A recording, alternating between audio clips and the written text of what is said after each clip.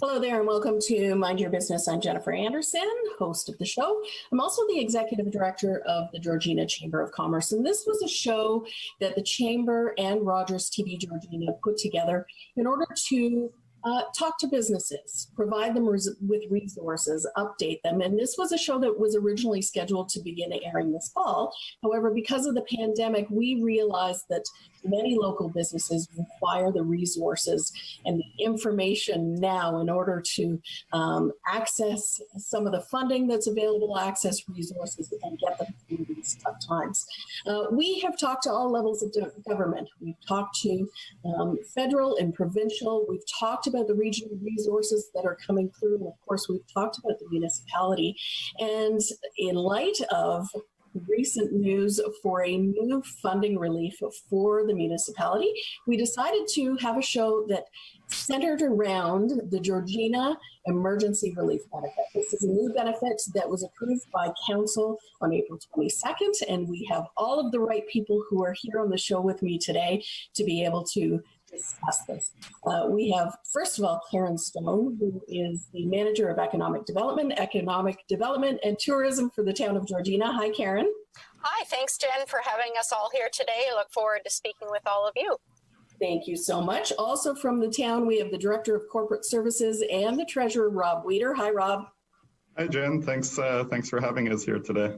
Perfect. Thank you. You are the two that we need to talk to when it comes to a municipal grant that is coming through for Georgina businesses. And also because the town has looked to Southlake Futures to administer this grant, we have Elsa Mateus, who is the General Manager of Southlake Futures. Hi, Elsa. Hi, Jen. Thanks for having me on today. Perfect. So all three of you we're going to walk everybody through. This is fairly new. As I said, we are taping the show today on April 27th. April 22nd, Council came together and they approved with a few amendments a report that was made by Economic Development. So we're going to talk a little bit about it. Karyn, first of all, the report was put through by Economic Development. Let's talk in general terms. What is the Georgina Emergency Relief Benefit? Yeah, so the Georgina Emergency Response Benefit was really just one of the tools that we're trying to put into place to help the small business community here in the town of Georgina. We recognize all of them have been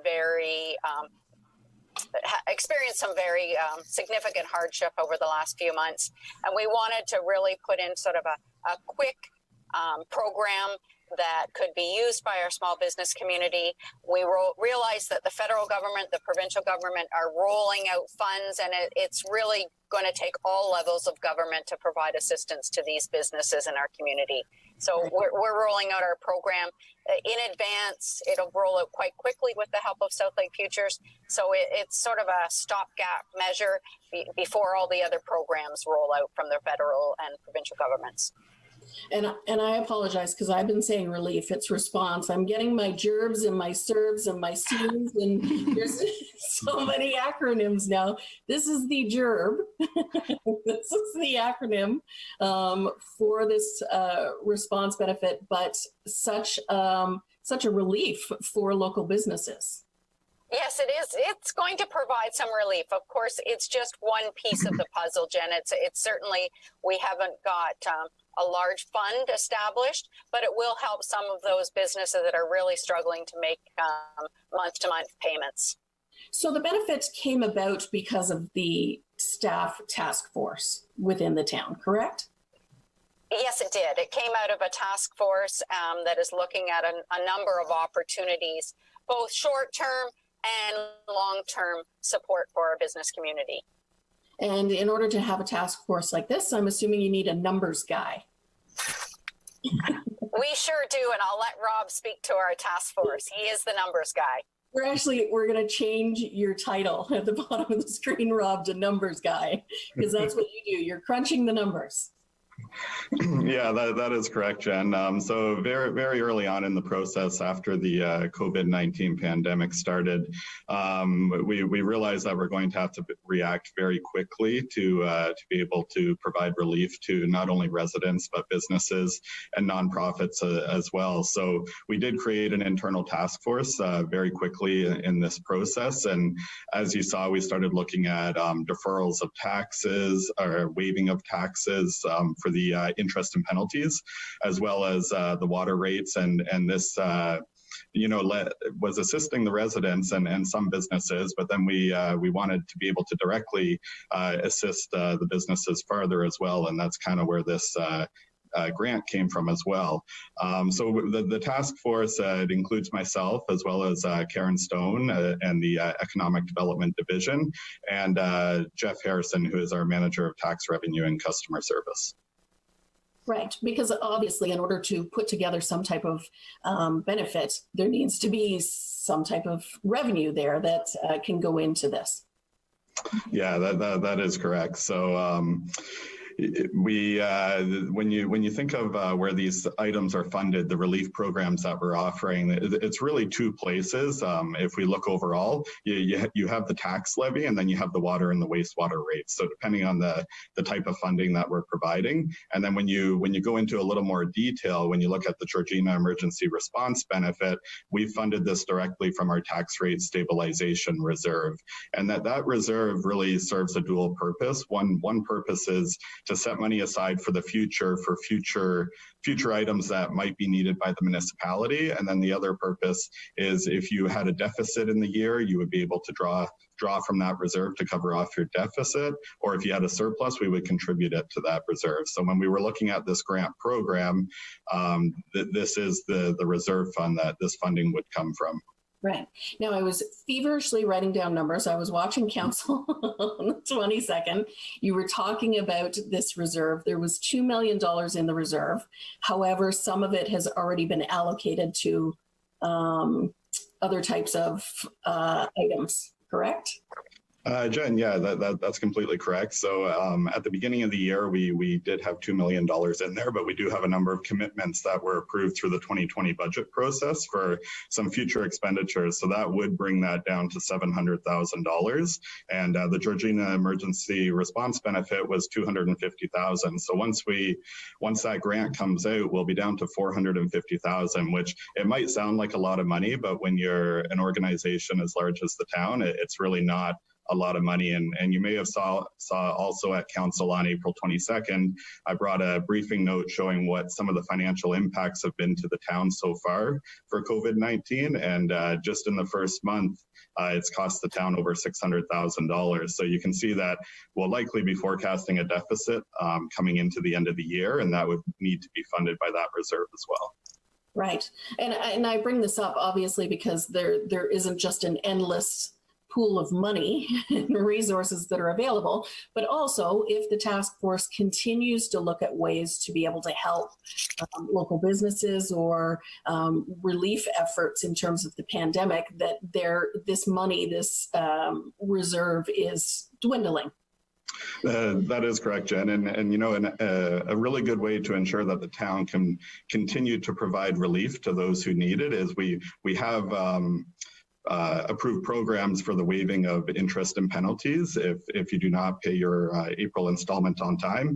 But of course, the town is urging individuals who can afford to pay your taxes on time to continue to pay your taxes on time, because that will assist us to be able to continue to create programs and provide relief to those in need. Right. Right. Very good. So we have this program. We've now taken it to council. There's been a few amendments. But we had to, and I say we, the town had to look at ways to administer the program, and that's where South Lake Futures comes in. Elsa, I know that you are more than familiar with funding opportunities and programs like this, because this is something that South Lake Futures does on a regular basis. Sure. So I was hearing from the business community on how COVID-19 was impacting our business community negatively, specifically in Georgina as well. And I also heard about an initiative that a partnership that had come about between the County of Wellington Waterloo and the Wellington Waterloo Community Futures. So that prompted me to reach out to the town of Georgina and discuss options for establishing an emergency fund. So South Lake Futures already has an excellent working relationship with the town. So this initiative was a very natural collaboration between South Lake Futures and the town. Very good. And a very natural segue because it's something you do on a regular basis. That's right. That's correct. Yeah. And I would assume that going through this process and deciding some of the administration areas would be based on what's worked and what hasn't in the past for other loans and grants that South Lake Futures offers. Right. So we have already been implementing various programs in partnership with Fed of Ontario for over the past 15 years. So we have had the Eastern Ontario Development Program, which we administered for about 10 years. And we now have the Rural Innovation Initiative for Eastern Ontario, and we're in our second year of that as well.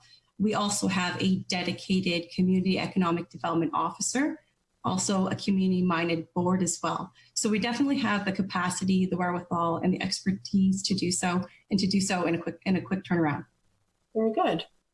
Karyn, with all of the information and with all of the resources that were acquired from each of these departments and organizations, the report was put together and presented to council, and that was done by your department, correct?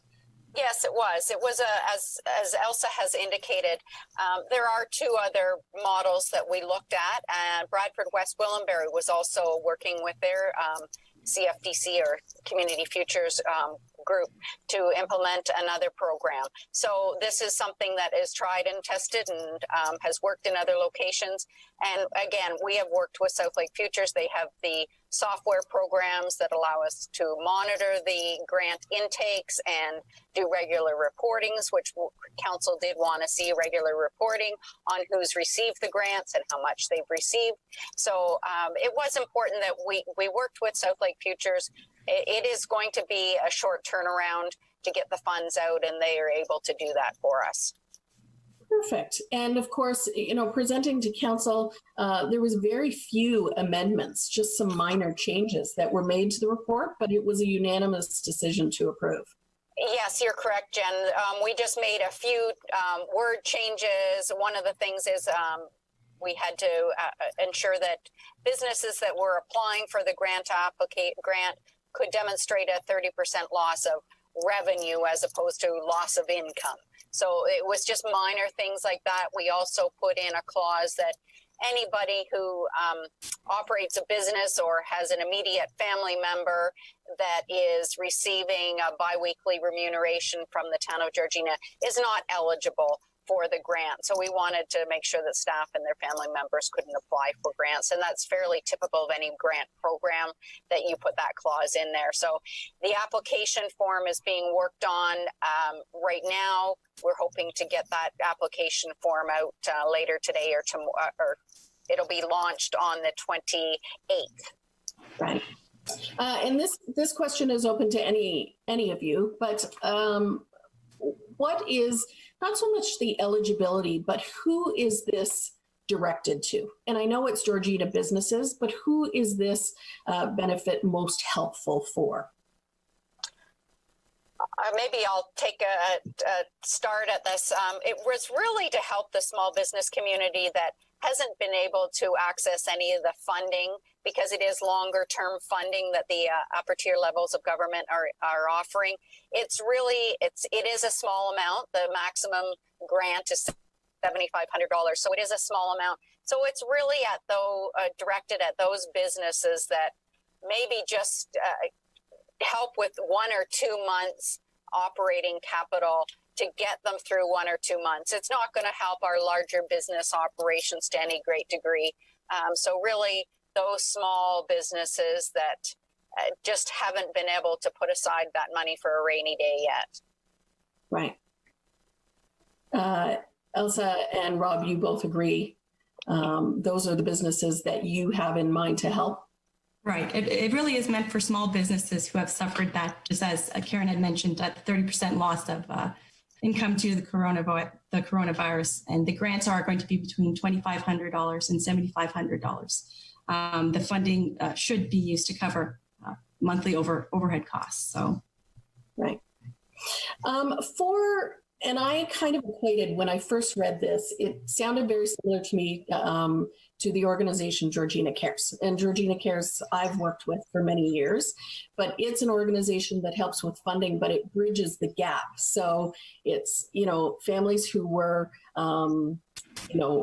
both working, one maybe lost their job for a couple of months. And so this bridges the gap in order to help them. And I really got the sense that that's what this benefit was as well. It was businesses who were doing well before and who are struggling for a couple of months and who will hopefully continue to do well in the future. Am I right in kind of that comparison? That's exactly right, Jennifer. Yeah. Yeah. And I think one of the things that's going to happen is the evaluation of these grant applications is going to be done entirely by Elsa and her team at South Lake Futures and their board. So they're going to look at some detailed financials to determine whether or not this is going to help them weather the storm and get back on their feet. Very good. And that process is beginning this week. The application hadn't opened up as of council's approval on the 22nd, but now that we're into the week of the 27th, the application will be open. Is there kind of a process, Elsa, that you can kind of fill us in on? Sure. We're just working out the details today on that application, hoping by the end of the day we'll have that live on our website. So that being said, you can find the applications later on today at southlakefutures.ca. You can also call our office or go on our website. All of our contact information is there, but we intend to have the application up at the end of the day today. So the process will be, once the application is submitted to us, I'll review it. Then I will present it in a package to our board members. The board will review them and then either approve it or decline it.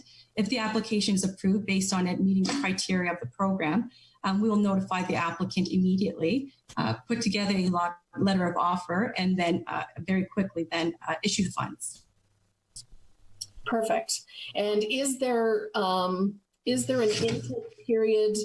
Is it first come, first serve?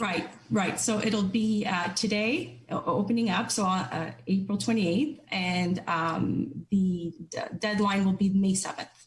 May 7th. Yes. Okay. And then shortly thereafter, the board will have a look at it, and then we'll call the applicants and let them know if their application was successful or not. And I know with other grants that South Lake Futures administers, there is an application process, but then there's also reporting. Is that part of this? Sorry, there's also what? Could you repeat that? Reporting, like the reporting. Yes. No, there won't be reporting on this per se, but there might be some follow-up. It really is based on the town's direction, how they'd like to do that or handle that. Right. And through the council resolution, the town council has requested a bi-weekly reporting of who is a successful applicant and the funds that have been dispersed to those individual businesses. And it's a good news story that the town has been able to play their part with the province, with the region, with the federal government in delivering a program that provides that short-term assistance during this time. Right.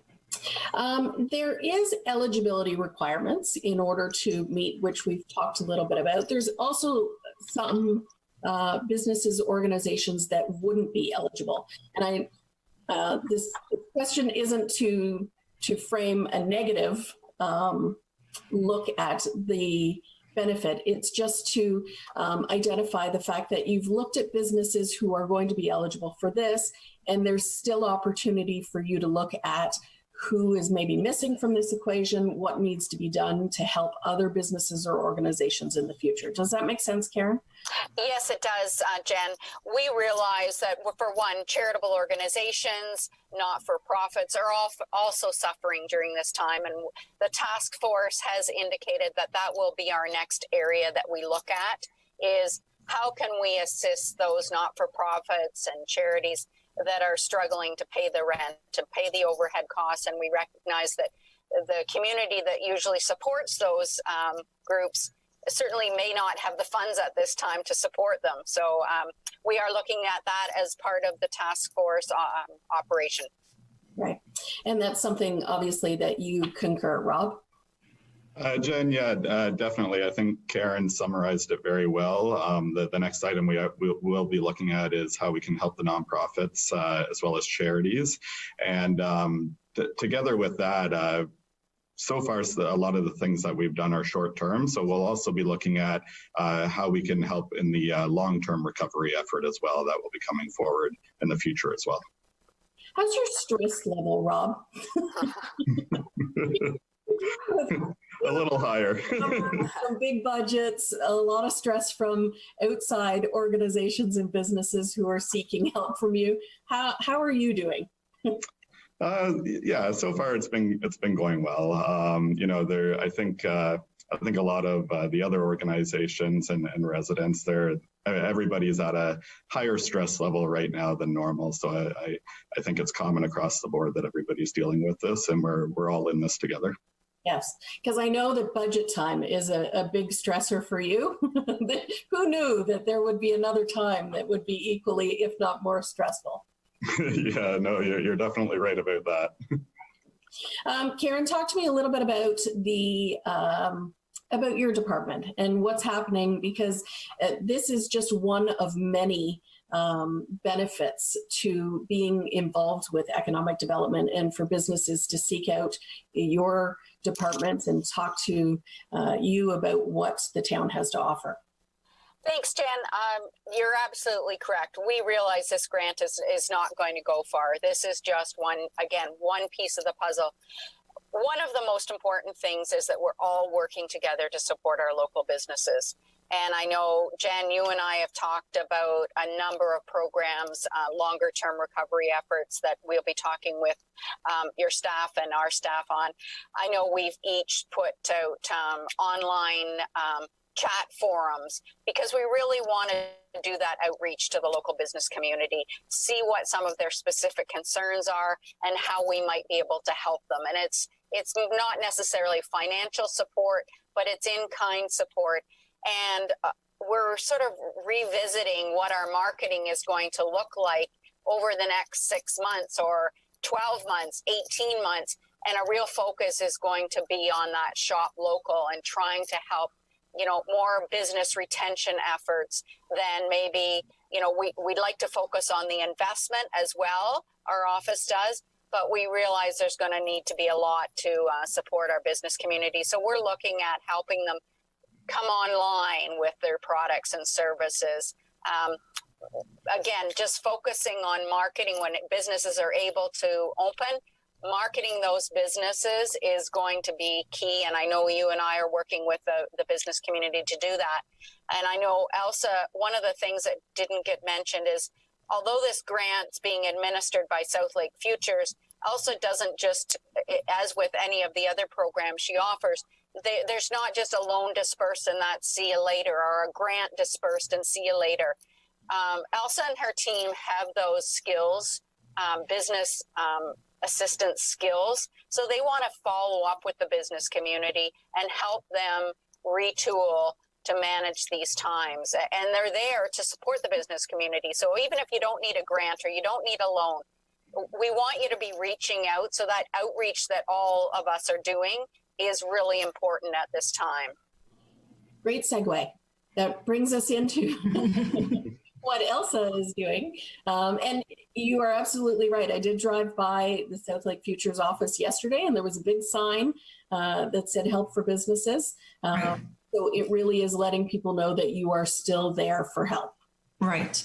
And we're available through email and also by phone at this time for business counseling. If people have any questions about their business or need to maybe retweak their business plan as a result of the coronavirus, we're certainly there to help. And what does that help look like?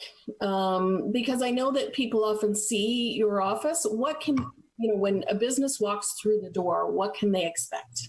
So typically you can come in and meet with us for an hour. We can go through a business plan with you. If you don't have a business plan, we can help you to develop a business plan. We can also help you with 12-month projections for your business. At this time, we're in our second year of implementing the Rural Innovation Initiative for Eastern Ontario.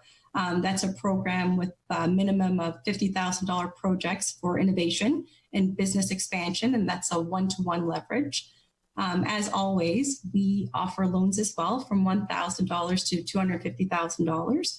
And at this moment in time, I'm actually working with our board to develop a COVID-19 loan product that will have a very low interest rate, deferred payment, and low security as well. So we're just in the process of developing that new product, but that's something we do as well. And we are also working with FedDev Ontario, who are our partners, to address the the impact that COVID-19 is having on small businesses. And I'm hoping within the next few weeks we will have an announcement about that. Very good. So certainly opportunities are existing, and I know that everybody's looking at the immediate. Right. That's what people need right now. But right.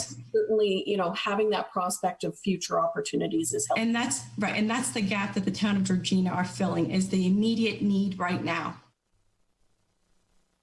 Very good. And that immediate need is being fulfilled. But the task force is looking to the future, is looking for opportunities, and continues to meet. Rob, is this something, I know it's immediate right now for the task force to be in place, but do you foresee it 6 months, a year from now, as we're still dealing with the repercussions of the pandemic? Yeah, Jen, I definitely do. I think this task force will be in place as long as it's needed, as long as there's still businesses and residents, needing relief because of this pandemic. So we are looking at not just the short term, but the midterm, the long term. We're looking at the financial impacts, not only with relief programs, but also just within the town of Georgina as a whole.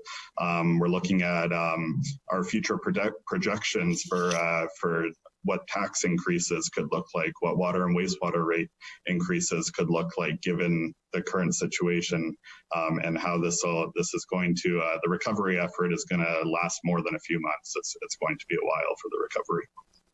Thank you so much to all of you for being here with us on Mind Your Business. It really is helpful to have a resource that, especially with a new benefit, that people can take a look at and understand. For more information, South Lake Future's website is the place to go for the application and the process.